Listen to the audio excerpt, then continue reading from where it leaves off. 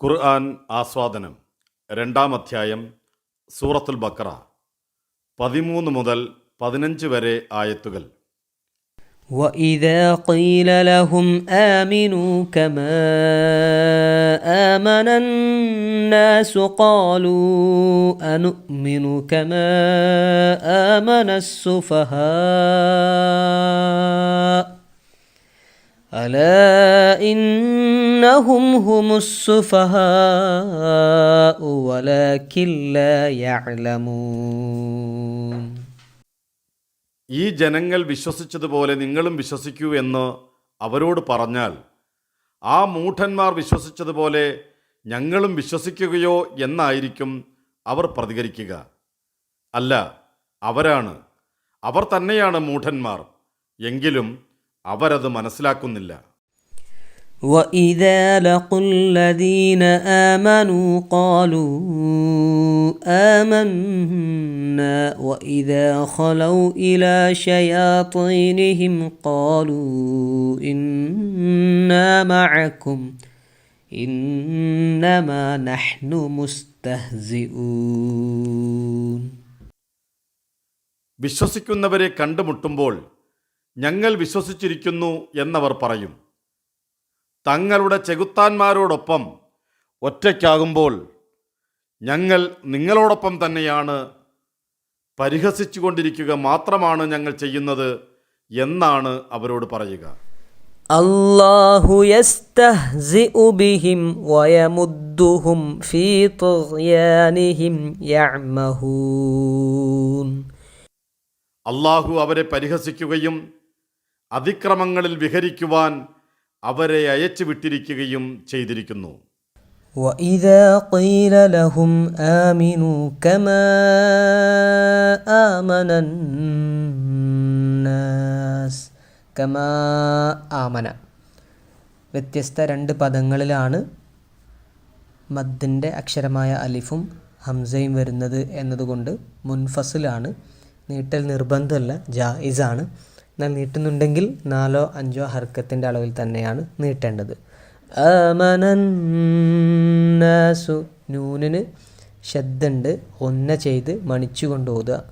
ഖാലൂ അനുഅ്മിനു നേരത്തെ പറഞ്ഞ കമാ ആമന എന്ന അതേ നിയമം തന്നെയാണ്, മുൻഫസിലാണ്. 4 or 5 ഹർക്കത്തിൻ്റെ അളവിൽ നീട്ടി ഓതാം. ഇനി വേണമെങ്കിൽ നീട്ടാതെ ഖാലൂ അനുഅ്മിനു എന്നും ഓതാവുന്നതാണ്. കമാ ആമന അതും അതേ നിയമം തന്നെയാണ് ഉള്ളത്. കമാ ആമന സുഫഹാ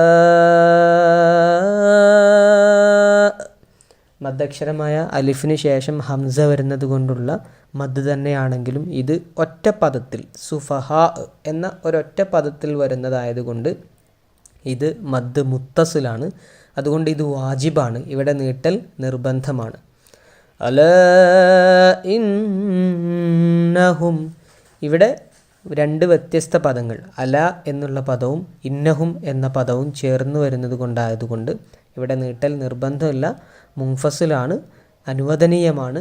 വേണമെങ്കിൽ നീട്ടാം. നീട്ടുമ്പോൾ 4 or 5 ഹർക്കത്തിൻ്റെ അളവിൽ തന്നെ. ഹുമുസ്സുഫഹാ അവിടെയും നീട്ടാനുണ്ട്, നിർബന്ധമായ മുത്തസിലായ നേരത്തെ പറഞ്ഞ മദ്ദാണ്. വലാകിൻ ലാ യഅ്ലമൂൻ വലാകിൻ ലാ എന്നത് വലാകിൻ ലാ നൂനിനെ വെളിവാക്കാതെ കി എന്നതിലേക്ക് ലാ എന്നത് ചേർത്തുകൊണ്ട് മണിക്കാതെ കൂട്ടി ലയിപ്പിക്കുകയാണ് വേണ്ടത്. ഇത്രയും നിയമങ്ങൾ ഇതിലുണ്ട്. وَإِذَا قِيلَ لَهُمْ آمِنُوا كَمَا آمَنَ النَّاسُ قَالُوا أَنُؤْمِنُ كَمَا آمَنَ السُّفَهَاءُ أَلَا إِنَّهُمْ هُمُ السُّفَهَاءُ وَلَكِنْ لَا يَعْلَمُونَ. وَإِذَا لَقُوا الَّذِينَ آمَنُوا قَالُوا آمَنَّا ഖാലു എന്ന ഒരു പദം, ആമന്ന എന്ന മറ്റൊരു പദം, 2 വ്യത്യസ്ത പദങ്ങളിൽ നിന്നുകൊണ്ടാണ് മദ് സംഭവിക്കുന്നത് എന്നതുകൊണ്ട് മുൻഫസിലായ മദ്ദാണ്, നീട്ടൽ നിർബന്ധമല്ല. എന്നാൽ നീട്ടുന്നുണ്ടെങ്കിൽ 4 5 ഹർക്കത്തിൻ്റെ അളവിൽ തന്നെയാണ് നീട്ടേണ്ടത്. ആമന്ന, നൂനിന് ഷദ്ദ് വന്നിട്ടുണ്ട്, ഗുന്ന ചെയ്ത് മണിച്ചുകൊണ്ട് ഓതാം. وَإِذَا خَلَوْا إِلَى شَيَاطِينِهِمْ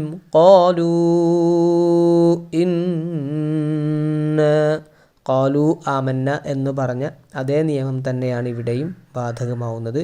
ഇവിടെയും നൂനിന് ഷദ്ദുണ്ട്, ഗുന്ന ചെയ്ത് മണിച്ച് ഓതാം. قَالُوا إِنَّا مَعَكُمْ إِنَّمَا نَحْنُ مُسْتَهْزِئُونَ. മഅക്കും ഇന്ന എന്ന് പറയുന്നിടത്ത് വെളിവാക്കി വ്യക്തമായി ഓതണം. ഇന്നമ, നൂനിന് ഷദ്ദു വന്നിട്ടുണ്ട്, ഗുന്ന ചെയ്ത് ഓതാം. മുസ്തഹ്സിഊൻ 2 4 6 ഹർക്കത്തിൻ്റെ അളവിൽ നീട്ടിയോ നീട്ടാതെയോ ഒക്കെ ഓതാം.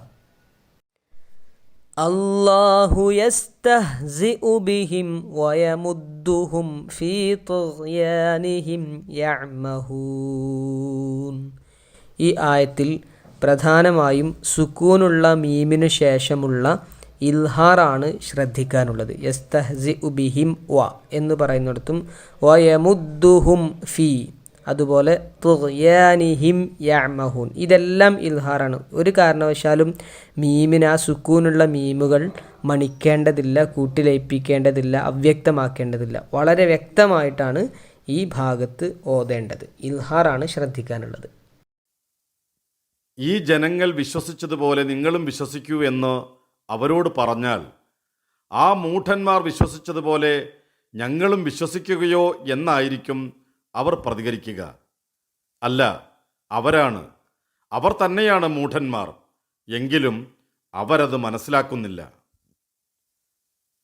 വിശ്വസിക്കുന്നവരെ കണ്ടുമുട്ടുമ്പോൾ ഞങ്ങൾ വിശ്വസിച്ചിരിക്കുന്നു എന്നവർ പറയും. തങ്ങളുടെ ചെകുത്താന്മാരോടൊപ്പം ഒറ്റയ്ക്കാകുമ്പോൾ ഞങ്ങൾ നിങ്ങളോടൊപ്പം തന്നെയാണ്, പരിഹസിച്ചു കൊണ്ടിരിക്കുക മാത്രമാണ് ഞങ്ങൾ ചെയ്യുന്നത് എന്നാണ് അവരോട് പറയുക. അള്ളാഹു അവരെ പരിഹസിക്കുകയും അതിക്രമങ്ങളിൽ വിഹരിക്കുവാൻ അവരെ അയച്ചു വിട്ടിരിക്കുകയും ചെയ്തിരിക്കുന്നു. കപടന്മാരുടെ ഇരട്ടമുഖം വ്യക്തമാക്കുന്ന വചനങ്ങളാണിവ. 13-ാമത്തെ വചനത്തിൽ അവരുടെ സ്വകാര്യ സംഭാഷണവും 14-ാമത്തെ വചനത്തിൽ പരസ്യ വർത്തമാനവും ചിത്രീകരിച്ചിരിക്കുന്നു. ഇസ്ലാമിന് വേണ്ടി ത്യാഗങ്ങൾ സഹിക്കുന്ന സമൂഹത്തിലുള്ള മറ്റുള്ളവരെ പോലെ നിങ്ങൾക്കും എന്തുകൊണ്ട് നല്ല വിശ്വാസികളായിക്കൂടാ എന്ന് ആരെങ്കിലും അവരെ ഉപദേശിച്ചാൽ വിശ്വാസികളെ മൂഢന്മാരായി ചിത്രീകരിക്കുകയും സ്വയം ബുദ്ധിജീവികളായി അവരോധിക്കുകയും ചെയ്തുകൊണ്ട് നിഷേധാത്മകമായ മറുപടിയാണ് അവർ നൽകുക. മുനാഫിക്കുകളുടെ വിശ്വാസികളോടുള്ള പൊതുവായ സമീപനമാണ് മൂഢന്മാർ എന്ന പദം പ്രതിനിധീകരിക്കുന്നത്. സീൻ, ഫ, ഹ ത്രയാക്ഷരങ്ങളിൽ നിന്നുണ്ടായ സഫിഹ എന്ന ക്രിയയുടെ കർത്തൃനാമമായ സഫീഹി ബഹുവചനമാണ് സുഫഹ. ബുദ്ധിഹീനമായും കരുതലില്ലാതെയും കാര്യങ്ങൾ ചെയ്യുന്നതിനാണ് സഫിഹ എന്ന് പറയുക.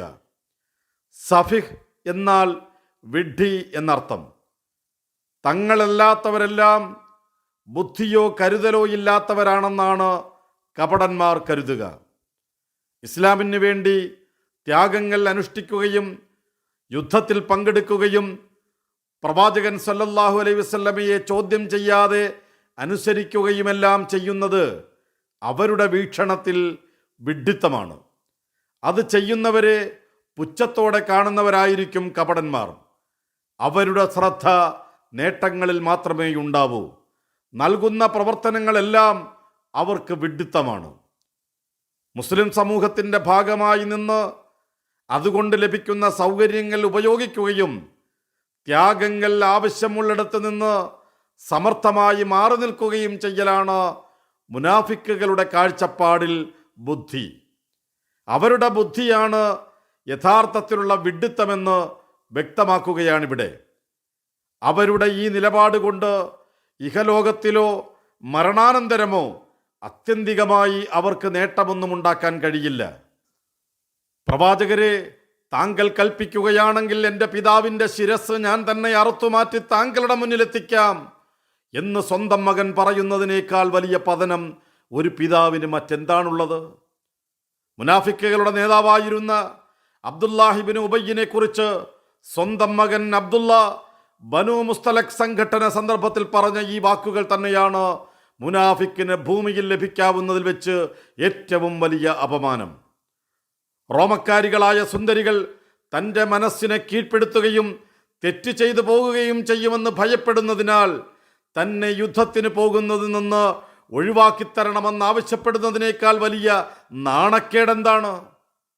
തബൂക്ക് യുദ്ധത്തിന് പോകാതിരിക്കാനായി സ്വയം നാണം കെട്ട് ഇങ്ങനെ പറഞ്ഞ മുനാഫിക്കായ ജദ്ദ് ബിൻ ഖൈസിന് പക്ഷേ താൻ സമർത്ഥമായി പ്രവാചകനെ പറ്റിച്ചുവെന്നാണ് തോന്നിയത്.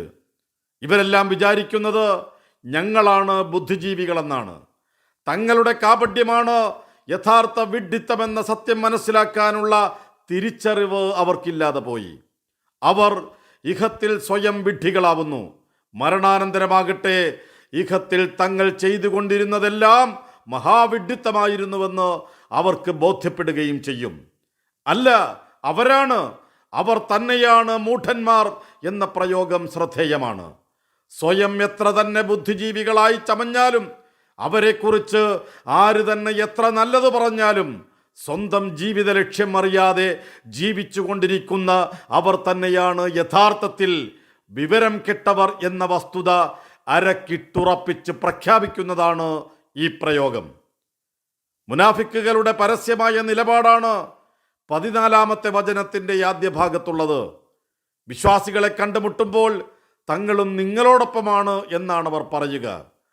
മുസ്ലിം സമൂഹത്തിൻ്റെ ഭാഗമായി നിന്ന് തങ്ങളുടെ സ്വാർത്ഥതകൾ സംരക്ഷിക്കുക എന്ന ലക്ഷ്യമല്ലാതെ മറ്റൊന്നും തന്നെ ഈ സ്വയം സാക്ഷീകരണത്തിന് പിന്നിലില്ല. യുദ്ധത്തിന് പോകാതിരിക്കുവാൻ അവർ ഒഴികഴിവുകൾ പറയും. യുദ്ധത്തിൽ പങ്കെടുക്കാതെ സമീപങ്ങളിൽ എവിടെയെങ്കിലും അവരുണ്ടാവും. മുസ്ലിങ്ങൾ ജയിച്ചു കഴിഞ്ഞാൽ ഞങ്ങളും നിങ്ങളോടൊപ്പമുണ്ടായിരുന്നു എന്നവർ ആണയിടും. യുദ്ധാർജിത സമ്പത്ത് ആവശ്യപ്പെടാൻ അവർ മുന്നിലുണ്ടാവും. എന്നാൽ അവരുടെ സഖ്യകക്ഷികളായ ജൂതരുടെ നേതാക്കന്മാരോടൊപ്പമാകുമ്പോൾ അവർ തങ്ങൾ നിങ്ങളോടൊപ്പം തന്നെയാണെന്ന് ഉറപ്പിച്ചു പറയും. അവർ നിർദ്ദേശിക്കുന്നതനുസരിച്ച് മുസ്ലിം സമൂഹത്തിൽ കുഴപ്പങ്ങൾ ഉണ്ടാക്കുവാൻ അവർ പിന്നിലൂടെ ശ്രമിക്കും. ഞങ്ങൾ മുസ്ലിങ്ങളെ പരിഹസിച്ചു കൊണ്ടിരിക്കുകയാണ് എന്നാണ് ജൂത നേതാക്കളോട് അവർ പറയുക. തങ്ങളുടെ അഭിനയം കണ്ട് മുസ്ലിങ്ങൾ അവരെ വിശ്വാസികളാണെന്ന് കരുതി പരിഗണിക്കുമെന്നും അങ്ങനെ മുസ്ലിങ്ങൾ പരിഹാസ്യരാകുമെന്നുമാണ് ജൂത നേതാക്കളോടുള്ള കപടന്മാരുടെ വിശദീകരണം. പക്ഷേ യഥാർത്ഥത്തിൽ പരിഹാസ്യരാകുന്നത് സ്വയം തന്നെയാണെന്ന് മുനാഫിക്കുകൾ മനസ്സിലാക്കുന്നില്ല. കപടന്മാർ തങ്ങളുടെ അവിശ്വാസം വെളിപ്പെടുത്തുന്നത് അവരുടെ ചെകുത്താന്മാരോടൊപ്പം ഒറ്റയ്ക്കാവുമ്പോഴാണ് എന്നാണ് ഖുർആൻ പറഞ്ഞിരിക്കുന്നത്. ശൈത്വാനിന്റെ ബഹുവചനമാണ് ഷയാത്തീൻ, ചെകുത്താന്മാർ എന്നർത്ഥം.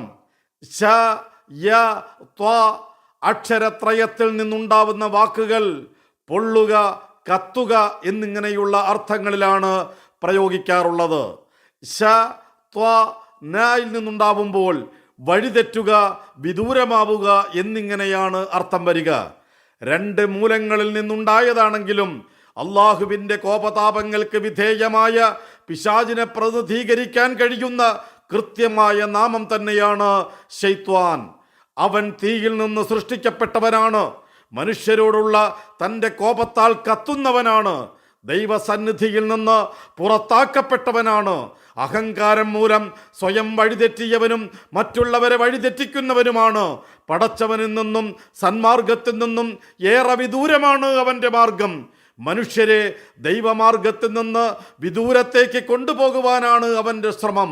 ഖുർആനിന് മുമ്പുള്ള അറബി സാഹിത്യത്തിൽ വിരളമാണ് ശൈത്വാൻ പ്രയോഗം. ഹിബ്രുവിൽ ഷാത്താൻ, എതിരാളി, ആരോപകൻ എന്നീ അർത്ഥങ്ങളിൽ പ്രയോഗിക്കുന്ന പദമാണ്. ദൈവത്തിൻ്റെ എതിരാളി എന്ന അർത്ഥത്തിലുള്ള ഈ പ്രയോഗം പഴയ നിയമ ബൈബിളിലെ ദിനവൃത്താന്തം 1-ാം പുസ്തകത്തിലാണ് 21:1. നാം ആദ്യമായി കാണുന്നത്. പഴയ നിയമവും പുതിയ നിയമവുമെല്ലാം നിഷ്കാസിതനായ പിശാചിനെ സാത്താൻ എന്ന് പലതവണ വിളിക്കുന്നുണ്ട്. അഹങ്കാരം മൂലം ദൈവസന്നിധിയിൽ നിന്ന് പുറത്താക്കപ്പെടുക വഴി മനുഷ്യരോട് ശത്രുത പ്രഖ്യാപിച്ച ഇബ്ലീസിനെയാണ് ഖുർആൻ ഒന്നാമതായി ശൈത്താൻ എന്ന് വിളിച്ചിരിക്കുന്നത്. 7-ാം അധ്യായം 20-ാമത് സൂക്തം. ജിന്നുകളിലും മനുഷ്യരിലും പെട്ട പിശാചുക്കൾ അവന് കൂട്ടുകാരായുണ്ടെന്ന് ഖുർആൻ വ്യക്തമാക്കുന്നു. 6-ാം അധ്യായം 112-ാമത് സൂക്തം. അവരിൽ നിന്ന് 2 കൂട്ടരിൽ നിന്നും രക്ഷ തേടുവാൻ ഖുർആൻ പഠിപ്പിക്കുകയും ചെയ്യുന്നു. 114-ാമത് അധ്യായം 6-ാം സൂക്തം. സൂറത്തുൽ ബഖറയിലെ 14-ാം വചനം പറയുന്നത് മനുഷ്യരിൽ നിന്നുള്ള പിശാചുക്കളെ കുറിച്ചാണ്. സ്വന്തം ഹൃദയത്തിൽ പിശാചിനെ കുടിയിരുത്തുക വഴി സ്വയം പിശാചുക്കളായി മാറിയവരാണവർ. ഹൃദയം പിശാചിന് വേണ്ടി തുറന്നു കൊടുത്തവർ. അവരുടെ ഹൃദയങ്ങളെ ഭരിക്കുന്നത് പിശാചുക്കളാണ്. അവിശ്വാസത്തിന്റെ കാഠിന്യ നിമിത്തം അള്ളാഹു ഹൃദയങ്ങൾക്ക് മുദ്ര വെച്ചവർ. യഥാർത്ഥ പിശാച് നിയന്ത്രണമേറ്റെടുത്ത് കഴിഞ്ഞ അവയിൽ നിന്ന് നന്മകളൊന്നും ഉണ്ടാവുകയില്ല. പിശാചിന്റെ പ്രതിരൂപങ്ങളായ അത്തരക്കാർക്ക് വേണ്ടിയാണ് മുനാഫിക്കുകൾ പണിയെടുക്കുന്നത്. കപടന്മാരുടെ ചങ്ങാത്തവും ഹൃദയബന്ധവുമെല്ലാം അവരോടാണ്.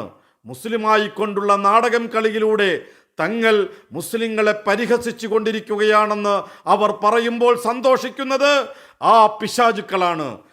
തങ്ങളുടെ യഥാർത്ഥ അസ്തിത്വം അവർക്ക് മുമ്പിൽ സ്വകാര്യമായി മാത്രമേ കപടന്മാർ വെളിപ്പെടുത്തുകയുള്ളൂ. അവർക്കും തങ്ങൾക്കും മാത്രമേ തങ്ങളുടെ കാപട്യത്തെക്കുറിച്ച് അറിയൂ എന്നാണ് അവരുടെ വിചാരം. തങ്ങളുടെ പിശാചുക്കളെ പ്രീതിപ്പെടുത്താനായി മുസ്ലിങ്ങളെ പരിഹസിക്കുന്നവർ സ്വയം പരിഹാസ്യരാവുകയാണ് ചെയ്യുന്നത്. അവർക്കത് മനസ്സിലാവുന്നില്ലെന്ന് മാത്രമേയുള്ളൂ. സത്യവിശ്വാസികളെ പരിഹസിക്കാൻ വേണ്ടി നാടകം കളിക്കുന്നവർ യഥാർത്ഥത്തിൽ ഏറ്റുവാങ്ങിക്കൊണ്ടിരിക്കുന്നത് അള്ളാഹുവിൻ്റെ പരിഹാസമാണ്. എങ്ങനെയാണ് അള്ളാഹു മുനാഫിക്കുകളെ പരിഹസിക്കുന്നത്? വചനത്തിൻ്റെ ആദ്യ ഭാഗത്തിനുള്ള വിശദീകരണമായ അതിക്രമങ്ങളിൽ വിഹരിക്കുവാൻ അവരെ അയച്ചുവിട്ടിരിക്കുന്നുവെന്ന അവസാന ഭാഗം ഈ ചോദ്യത്തിനുള്ള മറുപടി ഉൾക്കൊള്ളുന്നുണ്ട്. അള്ളാഹുവിൻ്റെ പരിഹാസം അവർ ചെയ്തുകൊണ്ടിരിക്കുന്ന അതിക്രമങ്ങളിൽ വിഹരിക്കുവാൻ അവരെ അഴിച്ചുവിട്ടുകൊണ്ടാണ്. തങ്ങൾ ചെയ്യുന്ന അതിക്രമങ്ങളിൽ തടസ്സമൊന്നുമില്ലാതെ മുന്നോട്ട് പോകുമ്പോൾ അവർ കരുതുന്നത് തങ്ങളെല്ലാവരെയും പറ്റിച്ചുവെന്നാണ്. എന്നാൽ അവൻ അയച്ചുവിട്ട കയറിൽ അവർ ആടിക്കൊണ്ടിരിക്കുന്നത് നരകത്തിലേക്കുള്ള നൃത്തമാണെന്ന് അവർക്ക് മനസ്സിലാവുന്നില്ല. അള്ളാഹുവിൻ്റെ പരിഹാസം അങ്ങനെയാണ്. അതിക്രമകാരികളെ അയച്ചുവിട്ടുകൊണ്ടാണ് അവൻ പരിഹസിക്കുന്നത്. കലഹപ്രിയനായ നായയ്ക്ക് നൽകാൻ കഴിയുന്ന ഏറ്റവും വലിയ ശിക്ഷ അതിനെ പരമാവധി വലിയ കയറിൽ ബന്ധിക്കുകയായിരിക്കും. ചെറിയ കയറിലായിരുന്നുവെങ്കിൽ അതിൻ്റെ കലഹവും പരാക്രമവും ചെറിയൊരു വൃത്തത്തിലേ ഉണ്ടാവൂ. അതുവഴി ക്ഷീണിക്കുകയില്ല. പരാക്രമങ്ങൾക്ക് പരിധി ഉണ്ടാവുമെന്നതിനാൽ അതിൻ്റെ ഊർജം വല്ലാതെയൊന്നും ചെലവാകുകയുമില്ല. കയർ വലുതാകും തോറും അതിൻ്റെ പരാക്രമത്തിൻ്റെ വൃത്തം വലുതാകും. കൂടുതൽ സമയം അത് പരാക്രമത്തിൽ ഏർപ്പെടും. ക്ഷീണവും ഊർജനഷ്ടവുമല്ലാതെ അതുകൊണ്ട് നായയ്ക്ക് മറ്റൊരു നേട്ടവുമില്ലെങ്കിലും അത് കരുതുന്നത് തനിക്ക് കൂടുതൽ സ്വാതന്ത്ര്യം ലഭിച്ചുവെന്നാണ്. അയച്ചുവിട്ടിട്ടേയുള്ളൂ. കയർ യജമാനന്റെ കയ്യിൽ തന്നെയാണ്. നായയെ കഴിയുന്നത്ര പെട്ടെന്ന് ക്ഷീണിപ്പിക്കുകയാണ് യജമാനന്റെ ലക്ഷ്യം. അത് നേടിക്കഴിഞ്ഞാൽ കയർ വലിക്കും. തങ്ങളുടെ കയർ അഴിച്ചുവിട്ടതിനാൽ അതിൻ്റെ സ്വാതന്ത്ര്യം ഉപയോഗിച്ച് മുസ്ലിങ്ങൾക്കെതിരെയുള്ള ഗൂഢപ്രവർത്തനങ്ങളിൽ മുഴുകിയിരിക്കുന്നവർ അറിയുന്നില്ല അതിൻ്റെ അറ്റം യജമാനന്റെ കയ്യിൽ തന്നെയാണെന്ന്. അവർ നടത്തുന്ന ചതിയും വഞ്ചനകളുമെല്ലാം തന്നെയാണ് അവരോടുള്ള അള്ളാഹുവിൻ്റെ പരിഹാസം. തങ്ങളുടെ ചെയ്തികളുടെ പരിണതി മനസ്സിലാക്കാതെയാണല്ലോ മുനാഫിക്കുകൾ അയച്ചിട്ട് കൊടുത്ത കയറിൽ അതിക്രമങ്ങൾ വർദ്ധിപ്പിച്ചു കൊണ്ടിരിക്കുന്നത്. അഗ്നിപർവ്വതത്തിനു മേലെ അർമാദിച്ച് നൃത്തമാടുന്നവരെ കാണുമ്പോൾ അതുടനെ പൊട്ടുമെന്നറിയാവുന്നവർക്ക് പരിഹാസമാണ് തോന്നുക. അതേപോലെ അള്ളാഹുവിൻ്റെ പരിഹാസമാണ് തങ്ങളുടെ കുതന്ത്രങ്ങളിലൂടെ മുനാഫിക്കുകൾ ഏറ്റുവാങ്ങിക്കൊണ്ടിരിക്കുന്നത്.